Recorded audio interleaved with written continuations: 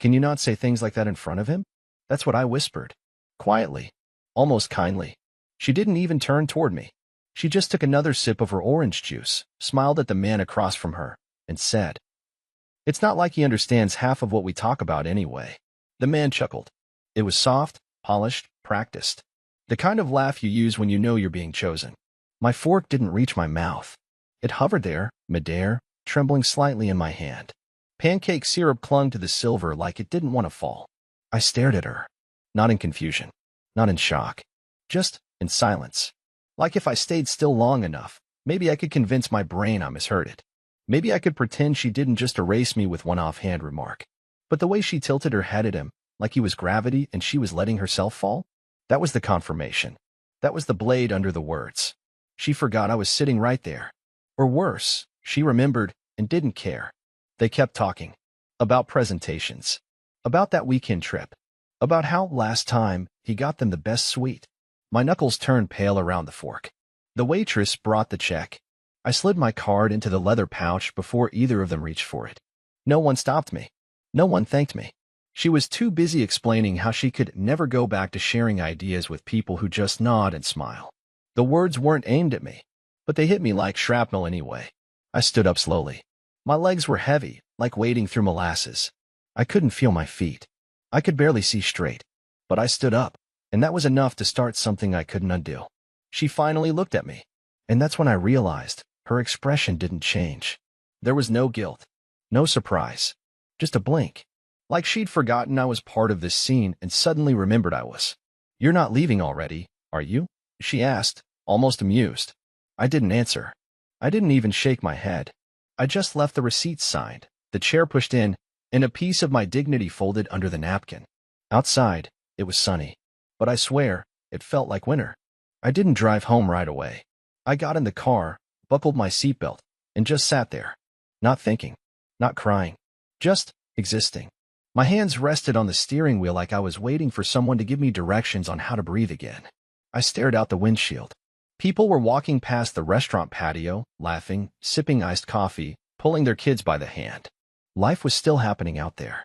As if my whole sense of reality hadn't just shifted 6 inches to the left. My phone buzzed once. Her name lit up the screen. "You okay?" was all it said. I didn't answer.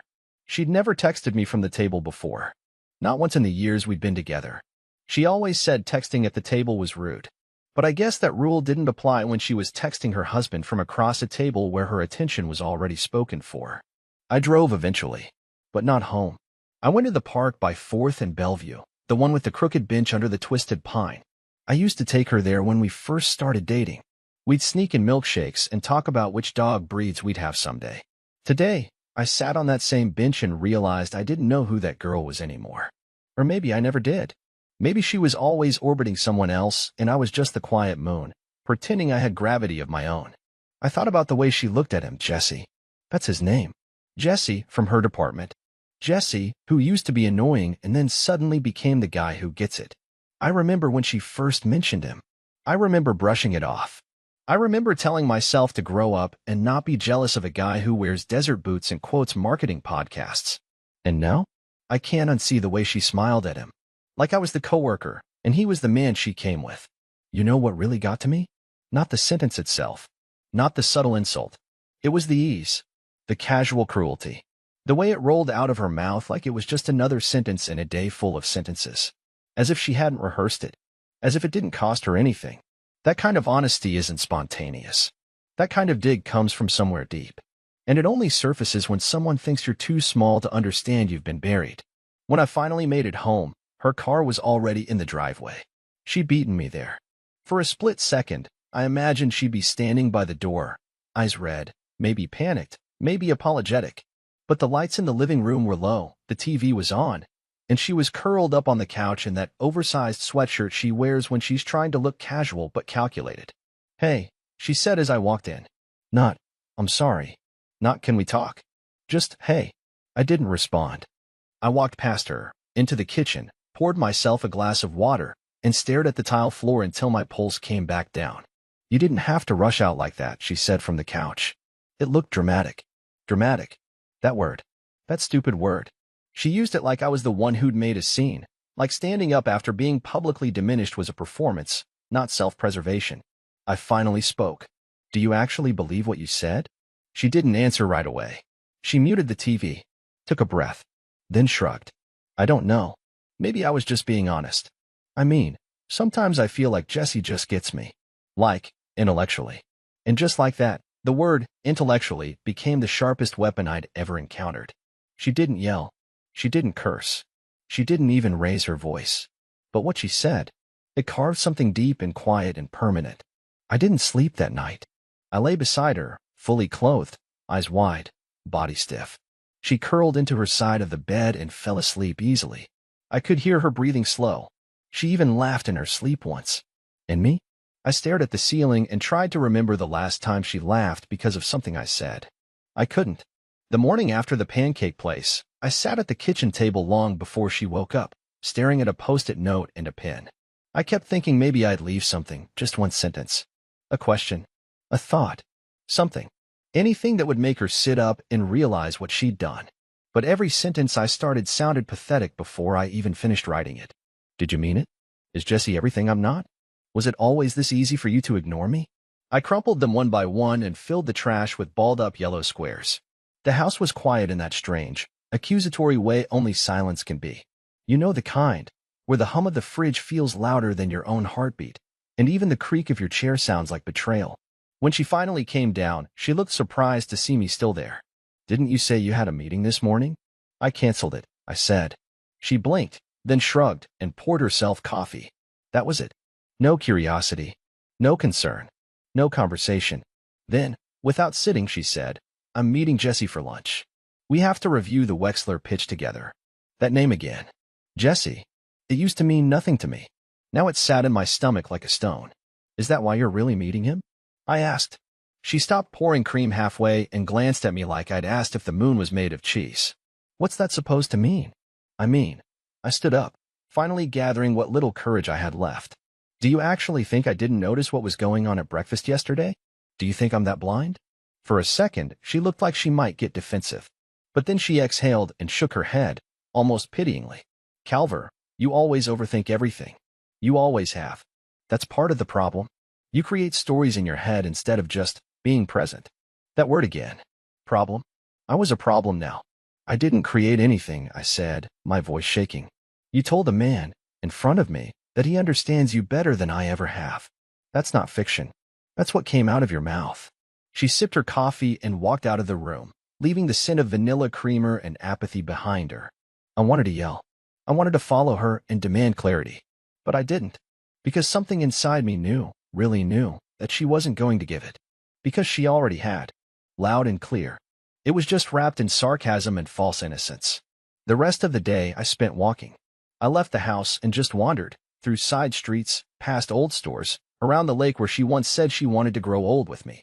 I passed by a bookstore and went in for no reason other than to not be alone with my thoughts. I picked up a novel I'll never finish and stood by the window pretending to read. There was an older couple sitting outside at a cafe table. The woman touched the man's wrist while laughing, and he looked at her like she was still the girl from his memory. And I realized I never looked at Renly like that anymore. But worse than that, she'd stopped pretending to look at me that way, too. When I got home, her car wasn't in the driveway. Her purse was gone. So was her laptop. I knew exactly where she was and with whom. This time, I didn't sit on the couch. I didn't stare at the wall waiting for her return like some rejected dog by the window. No. Instead, I opened my laptop and started something I hadn't dared to before, a folder titled Contingency. It wasn't a plan. Not yet.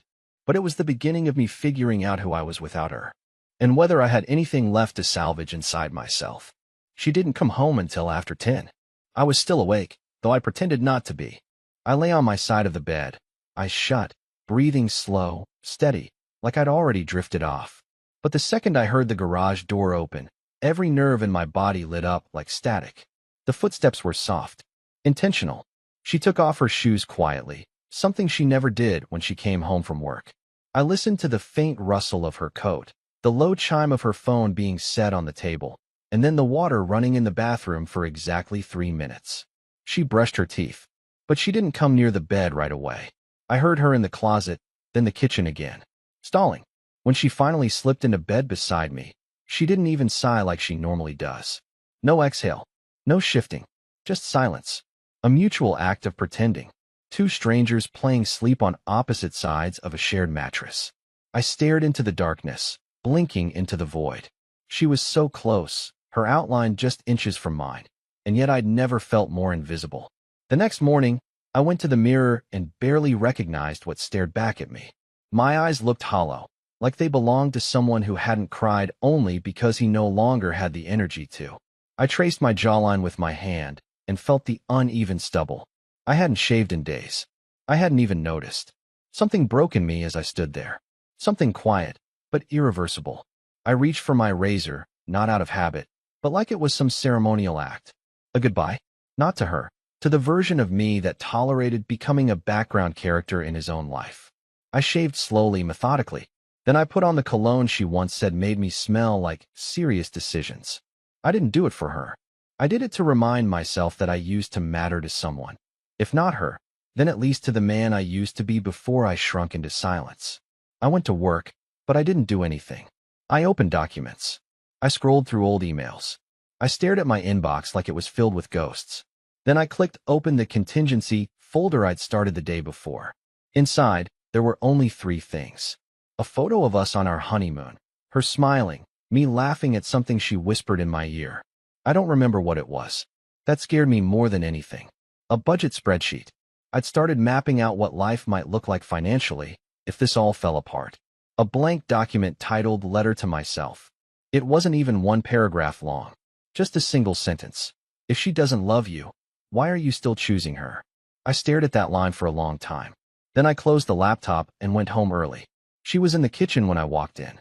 Not cooking, just leaning on the counter, scrolling through her phone, absent-mindedly eating grapes from a bowl. "Oh," she said, glancing up. "Didn't expect you this early." "I know." She tilted her head. "Everything okay?" And in that moment, something inside me laughed. Not out loud, just deep in the pit of my soul, the part she couldn't reach anymore. She asked if everything was okay, as if we hadn't been quietly unraveling for weeks.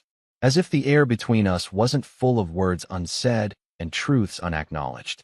"You tell me," I replied. She narrowed her eyes. "Are we doing this again?" I nodded. "No, we're just finally not pretending anymore." I didn't yell. I didn't accuse. I didn't say Jessie's name.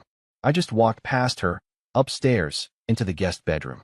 I closed the door, not to shut her out, but to keep myself in. That night, I slept better than I had in weeks.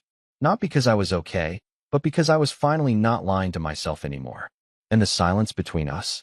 It was no longer something I feared. It was something I understood. 3 days passed. 3 full days without a single real conversation between us. We spoke only in functional fragments. "There's more detergent under the sink. I'm working late tomorrow. Can you move your car?" But nothing real. Nothing personal. She didn't ask why I'd moved to the guest room. She didn't knock, didn't text, didn't attempt anything resembling affection. It was like she silently accepted the new arrangement, as if she'd been waiting for the dam to break and was relieved it finally had. The house was quieter than ever. Too quiet. Not peaceful, sterile. On the 4th night, I overheard her on the phone. I hadn't meant to eavesdrop. I was walking past the hallway toward the laundry room when I heard her voice behind the nearly shut door of the study. It wasn't the tone of voice she used with clients or her mother. It was softer, but quicker, like someone slipping between raindrops, afraid to be seen. I stopped without meaning to. My hand hovered just above the doorknob, frozen. "I don't know what he wants anymore," she said. "No, he hasn't said anything about it. He just exists. He's like background noise." There was a pause. Then I heard her laugh. Quiet, like a secret she'd told 1,000 times, but still found funny. "No, of course not. I don't feel guilty. It's not like I lied." Another pause. She added, almost in a whisper, "Technically, I never crossed a line." Technically. I backed away, carefully, like if the floor creaked too loud it would give me away. I sat on the edge of the bathtub in the hallway bathroom and stared at the tile. She hadn't cheated, not in the classic, obvious way. No hotel receipts. No suspicious texts. No late-night lipstick smears or perfume that wasn't hers. But the betrayal wasn't in what she did. It was in what she allowed to grow. In what she nourished when she should have been saving what was left of us. The next morning, I sat at the kitchen table and waited for her. She came down wearing workout clothes, hair tied back, water bottle in hand. She paused when she saw me sitting there, like it hadn't occurred to her I might exist before 8 a.m. "Hey," she said, casual, guarded. I didn't bother with pleasantries. "Can I ask you something?" She looked up from her phone. "Sure." I kept my voice low, steady. "Do you love him?" Her face barely moved, but her fingers tightened around the water bottle. "You mean Jesse?" I nodded. She didn't answer immediately. She sat down across from me, placed the bottle on the table, and tapped her fingers along the side of it for a moment. Then she said something I will never forget. "I don't know if it's love," she said, "but it feels easier." Easier. As if love were a matter of convenience. As if the years I'd spent trying to support her through breakdowns, anxiety, late nights, career changes, meant less than the ease of talking to a man who hadn't carried any of it. "I stayed," I said, softly, trying to steady the tremble in my throat. "Even when you pushed me away, even when I felt like I was holding up a marriage you'd already walked out of emotionally, I stayed." She didn't argue. She didn't cry. She didn't say, "Thank you," or "I'm sorry," or "Please don't leave." She just nodded. Once. Like she was acknowledging a fact, not a tragedy. I looked at her then, not the way I used to, not the way I wanted to, but the way you look at a house you used to live in. Familiar. Distant. Empty. "I don't think I can do this anymore," I whispered. She blinked. But again, no real reaction. No reaching across the table. No flash of regret. "I figured," she replied. I left the kitchen. I didn't pack. I didn't scream. I didn't write a note. Instead, I drove to my brother's place across town and asked if I could crash for a few nights. He didn't ask questions. He just opened the door wider and pulled an extra pillow from the closet. And for the first time in weeks, I felt like someone saw me, not as a placeholder, not as background noise, but as a man who was finally learning how to hear himself again.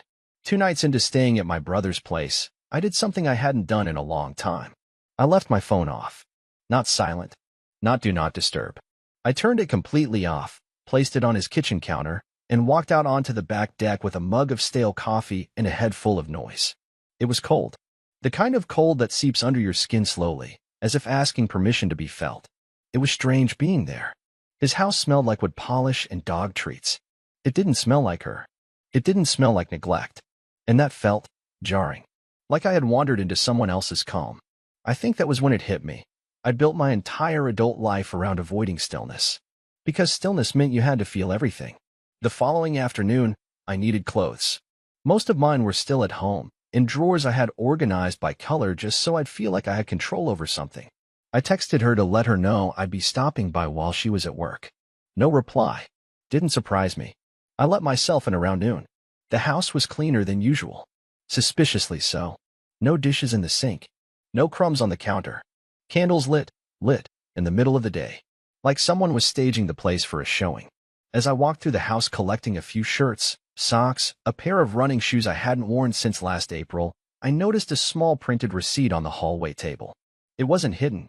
It was just placed. Like a prop left behind during a dress rehearsal. 2 guests. Friday. 7 p.m. Weston and Elm. Weston and Elm wasn't just any restaurant. It was our place. The spot I took her to when she got her first major promotion. The one with the patio lights strung across the trees like fairy lights and the overpriced truffle pasta we both pretended was worth it. But this time, I wasn't the reservation. It was for this Friday. 2 nights from now. I stared at that small slip of paper until the edges blurred. She was moving on. Not in theory. Not emotionally. Logistically. I wondered if she had planned what she'd wear.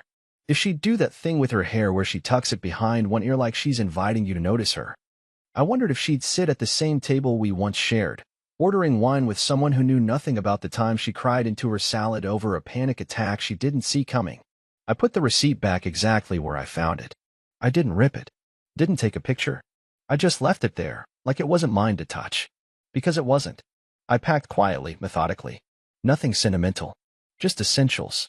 Before I left, I stood in the doorway of the bedroom we used to sleep in and stared at the dent in the pillow on her side.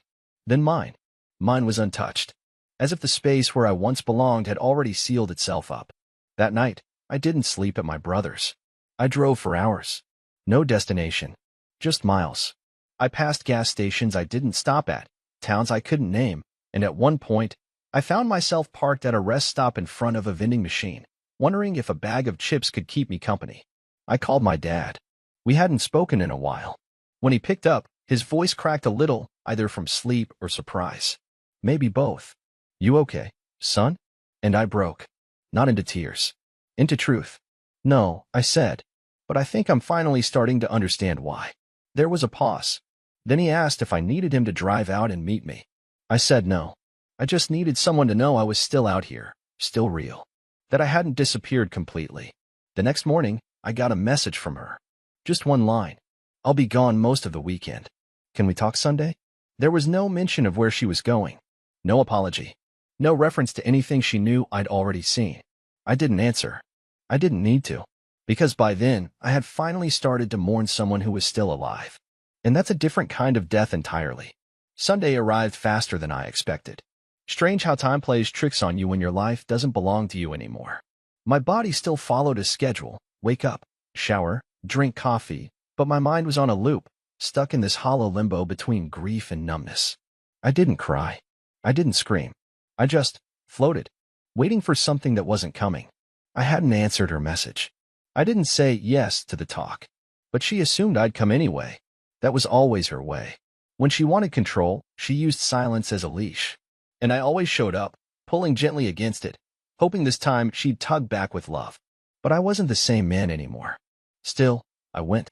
Not to talk. Not even to listen. I went to see.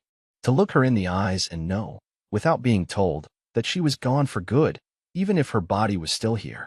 When I pulled into the driveway, her car was already there. No second car. No Jesse. No proof. Just absence.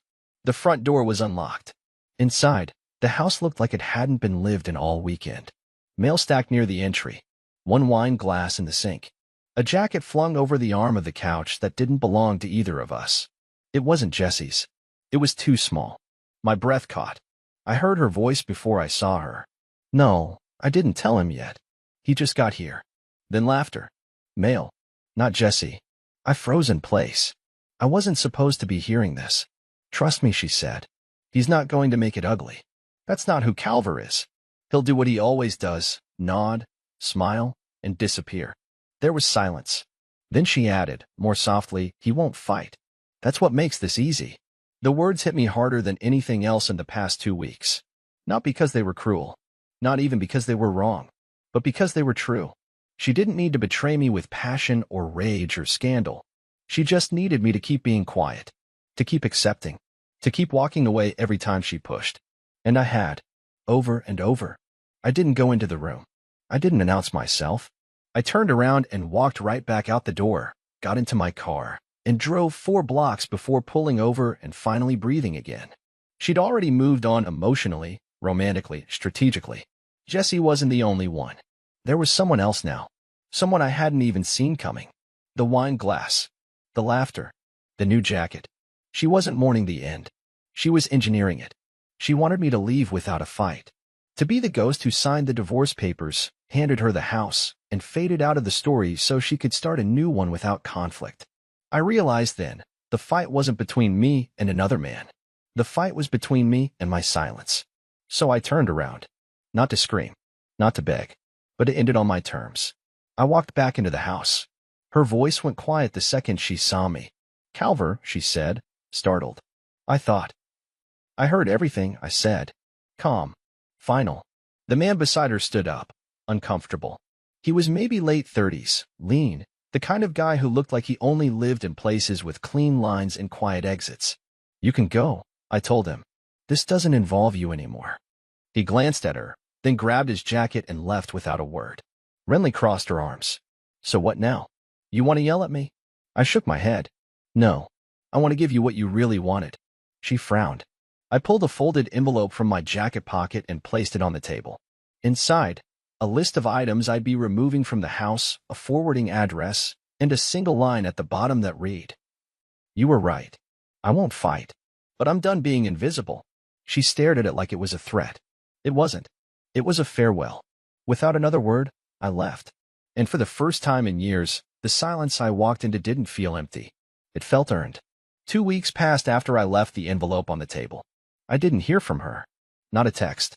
Not a call. Not even a late-night ping asking if I was okay.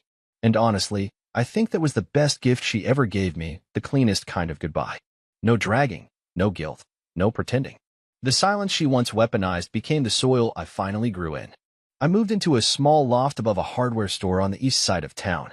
It wasn't fancy, one bedroom, old radiator heat, a faucet that groans when you ask it for hot water, but it was mine.